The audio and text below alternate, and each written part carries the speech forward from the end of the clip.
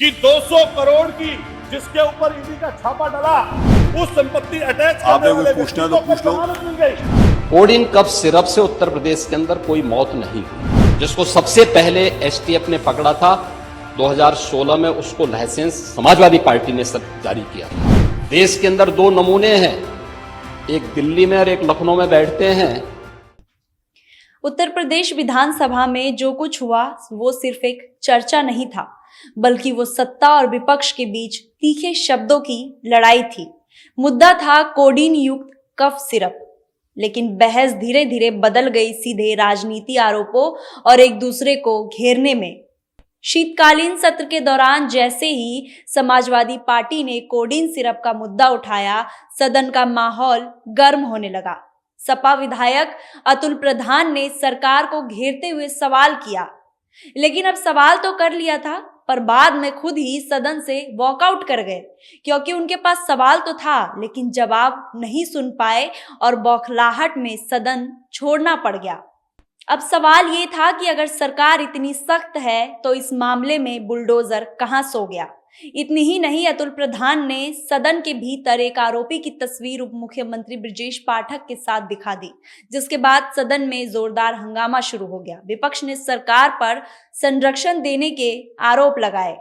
गंभीर विषय है और मैं इसलिए ये वाली बात बोल रहा हूं कि नजदीकी से 128 मुकदमे दर्ज किए गए, लेकिन इतनी मामूली धाराओं में मुकदमे दर्ज किए गए कि सहारनपुर, गाजियाबाद, आगरा, प्रयागराज, आपके बनारस, इतनी मामूली धाराओं में किए गए कि 200 करोड़ की जिसके ऊपर ईडी का छापा डला, 200 करोड़ की जिसकी संपत्ति अटैच कीजिए मान्यवर, 200 करोड़ की उस संपत्ति अटैच करने वाले पूछना तो पूछ लो। जमानत मिल गई। लेकिन इसके जवाब में जब मुख्यमंत्री योगी आदित्यनाथ खड़े हुए तो पूरे सदन में सन्नाटा छा गया और विपक्ष को बेहतर तरीके से धोया गया। मुख्यमंत्री योगी आदित्यनाथ ने बेहद सख्त और आक्रामक लहजे में विपक्ष को धोया।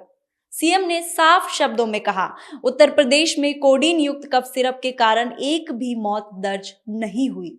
उन्होंने आगे स्पष्ट किया कि जिन मौतों को लेकर भ्रम फैलाया जा रहा था, अन्य राज्य में हुई है और वो सिरप तमिलनाडु में निर्मित था। सीएम योगी ने आरोप लगाया कि सच्चाई को छुपाने की कोशिश की जा रही है और सरकार को बदनाम किया जा रहा है। कोडिन कफ सिरप से उत्तर प्रदेश के अंदर कोई मौत नहीं हुई है, एक। दूसरा, इस मामले में एनडीपीएस के अंतर्गत कार्रवाई होगी। ये उत्तर प्रदेश सरकार इस मामले को कोर्ट में जीती है, उत्तर प्रदेश ने इस मामले को लड़ा है।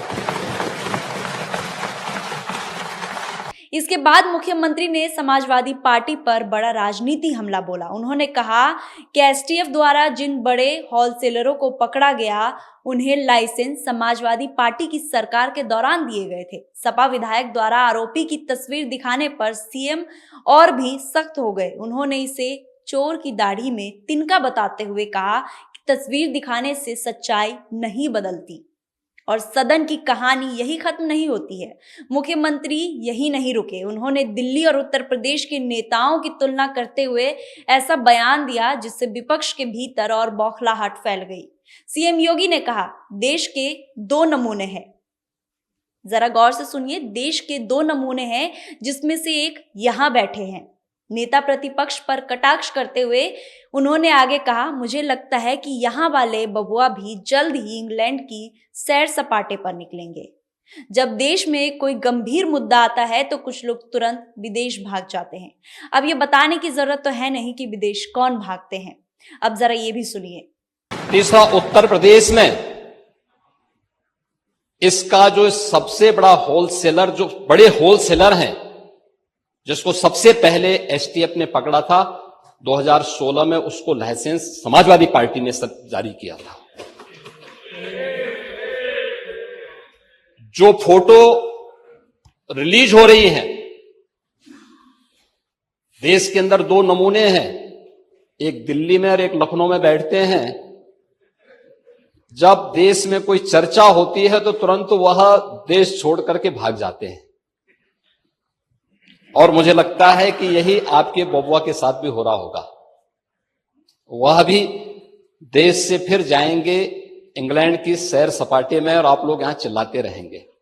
इस बयान के बाद विपक्षी खेमे में जबरदस्त खलबली देखने को मिली। समाजवादी पार्टी ने मुख्यमंत्री की भाषा पर सवाल उठाते हुए सदन से वॉकआउट कर दिया। और वॉकआउट करने का कारण ये नहीं था कि उनके भाषा पर सवाल उठाया, वॉकआउट करने का मुख्य कारण ये था कि उनके पास कोई जवाब ही नहीं था और सवाल जो था उसका जवाब वो सुन नहीं पाए। और इसी बीच सपा प्रमुख अखिलेश यादव ने भी अपने सोशल मीडिया एक्स पर क्या लिखा है, जरा ये भी देखिए।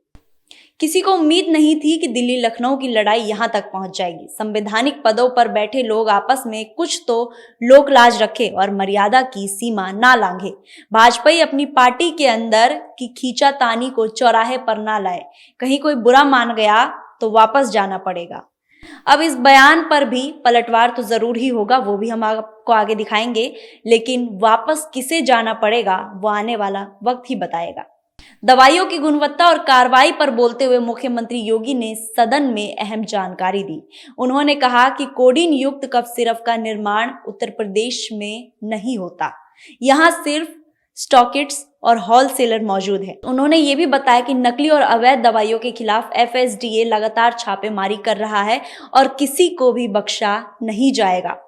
सीएम ने नेता प्रतिपक्ष पर तंज कसते हुए कहा कि इस उम्र में तो उन्हें सच बोलना चाहिए, लेकिन समाजवादी पार्टी के लोग अभी भी झूठ बुलवा रहे हैं।